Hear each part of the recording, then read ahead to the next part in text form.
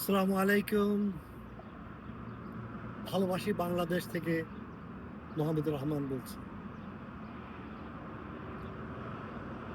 বাংলাদেশের বিদেশে বসবাসকারী America, England, France, Germany, Saudi Arab যারাই আছে ওনাদের সবার প্রতি আমার এই বার্তা।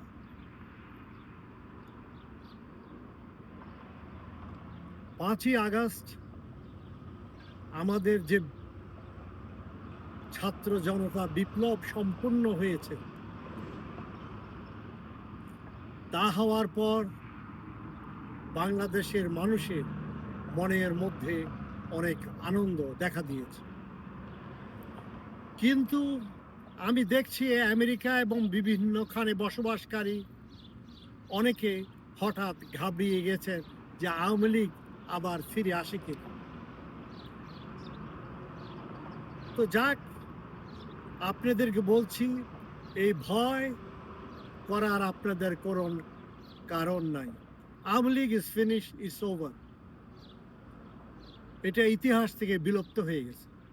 সন্ত্রাসী, হত্যাকারী, গুম, ধর্ষণ, ব্যাংক ডাকাতি, ভূমি লুণ্ঠনকারী দল ইনশাল্লাহ বাংলাদেশের জনগণের হৃদয় আর আসতে পারবে না। কিছু সংখ্যক আওয়ামী লীগের এখনো সমর্থক আছেন, তাদেরকে আমি বলবো,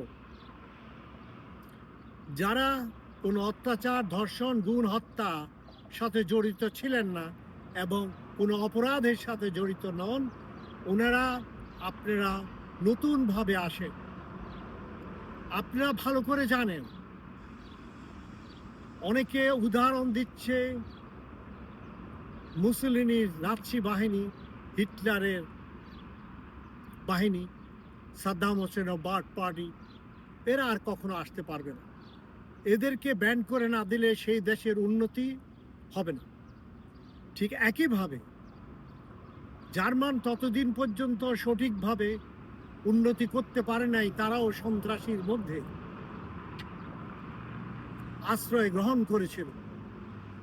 এর কারণেই বিশ্ববাসী জার্মানির নাৎসি পার্টিকে ব্যান করে দিয়ে জার্মানকে সাহায্য করে উন্নতির জন্য।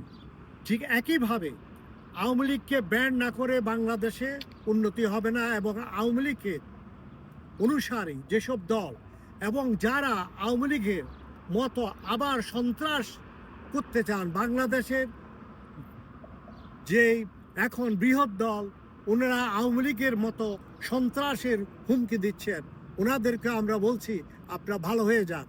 বাংলাদেশের জনগণ এইবার আর সহ্য করবে না। আওয়ামী লীগের মতো আপনারা বাড়াবাড়ি করলে আপনাদেরকে একই ব্যবস্থা করা হবে।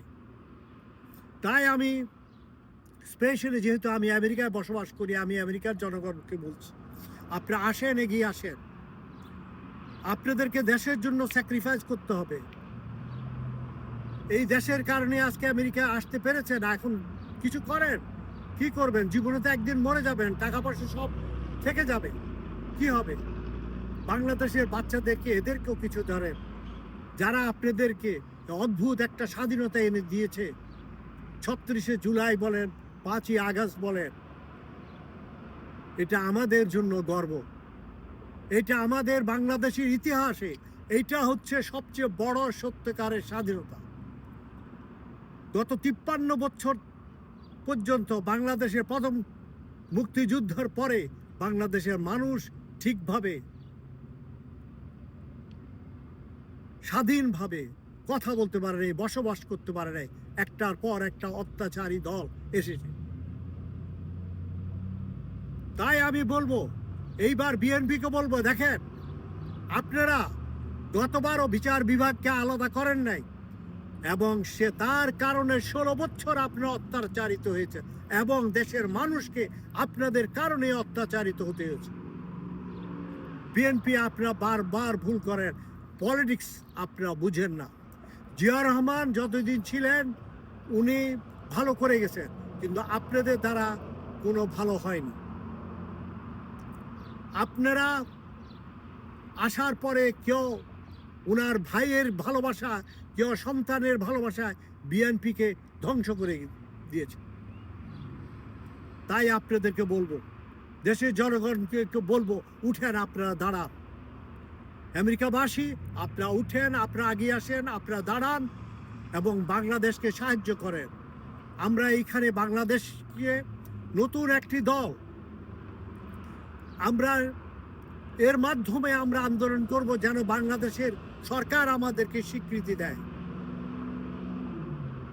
সে দলের নাম হবে রেমিটেন্স শহীদ ছাত্র জনতা পার্টি।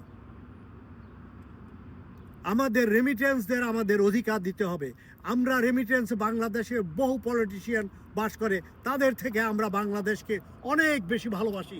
আমরা বাংলাদেশে টাকা পাঠাই, বাংলাদেশের মানুষকে সাহায্য করি।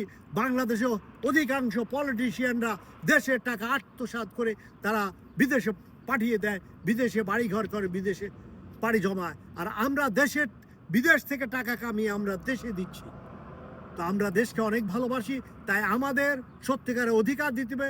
সম্পূর্ণ বাংলাদেশের নাগরিকের মতো আমাদের রেমিটেন্স যোদ্ধাদেরকে সম্পূর্ণ অধিকার দিতে হবে। তাই আমি ডাক্তার ইউনূসকে বলছি, বর্তমান সরকারকে বলছি, আমাদের রেমিটেন্সের সম্পূর্ণ অধিকার বাংলাদেশের নাগরিকের মতো দেন, যেন আমরা বাংলাদেশে পলিটিক্স করতে পারি, বাংলাদেশে আমরা নির্বাচন করতে পারি এবং বাংলাদেশে আমাদের সমস্ত অধিকার থাকে। তো বাংলাদেশের জনগণ, আমেরিকার জনগণ, আপনারা এগিয়ে আসেন। ইনশাআল্লাহ আমরা এটা সার্থক করব এবং আপনাদের রেমিটেন্স যোদ্ধাদের জন্য আমরা কাজ করে যাব ইনশাআল্লাহ।